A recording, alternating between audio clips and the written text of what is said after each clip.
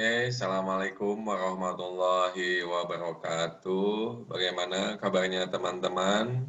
Mudah-mudahan teman-teman dalam keadaan sehat, panjang umur, rezeki banyak, selamat di dunia akhirat. Tidak terasa kita sudah masuk ke sesi 2 pada mata kuliah pengembangan organisasi. Pada sesi 2 ini, kita akan membahas tentang diagnosis organisasi. Rumusan capaian pembelajaran setelah mempelajari materi sesi 2 ini adalah teman-teman mampu menjelaskan konsep dasar diagnosis organisasi, kedua pendekatan diagnosis organisasi, yang ketiga proses diagnosis organisasi. Informasi sumber belajar utama adalah modul BMP Pengembangan Organisasi ADPU 4441 Penerbit Universitas Terbuka.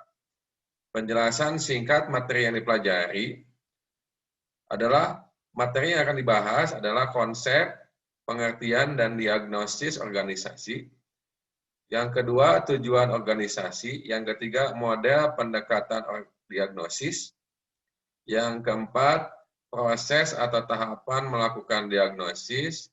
Yang kelima, rambu-rambu diagnosis. Nah, sesi 2 ini akan dimulai pada pekan ini dan berakhir dalam 1 pekan. Silakan teman-teman untuk mengklik kehadiran sesi kedua. Untuk konfirmasi kehadiran mahasiswa dalam kelas tuton, silakan klik kehadiran sesi kedua. Jika nilai kehadiran sudah 100, artinya teman sudah berhasil mengakses kehadiran tutor pada sesi ini. Untuk selanjutnya, teman dapat mengakses materi tutor yang lainnya. Pada materi inisiasi, teman-teman silakan download materi inisiasi kedua berbentuk PowerPoint. Pada materi kali ini, kita akan membahas diagnosis organisasi yang merupakan proses mencari penyebab organisasi yang melakukan perubahan. Secara definitif, diagnosis organisasi merupakan suatu proses bagaimanakah fungsi organisasi saat ini dan menyediakan informasi yang diperlukan untuk mendesain intervensi perubahan. Sehingga kita juga perlu tahu apa sajakah faktor-faktor penyebab perubahan organisasi. Apa saja yang perlu dipersiapkan dalam proses diagnosis organisasi. Diagnosis organisasi juga meliputi pendekatan yang sistematis terhadap seluruh proses yang terjadi dalam pengelolaan organisasi. Dengan demikian, diagnosis bertujuan melakukan analisis yang mantap tentang berbagai data yang dimiliki yang bertalian dengan struktur, proses interaksi antar komponen dalam organisasi, prosedur kerja, keterkaitan, dan interdependensi berbagai unsur organisasi.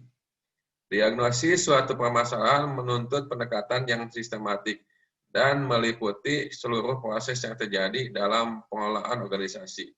Untuk melakukan diagnosis yang tepat, antara klien, pihak organisasi, dan konsultan harus sama-sama sepakat atas ciri-ciri organisasi, ciri-ciri diagnosis yang dikehendaki, yang tersedia pada modul halaman 22.8.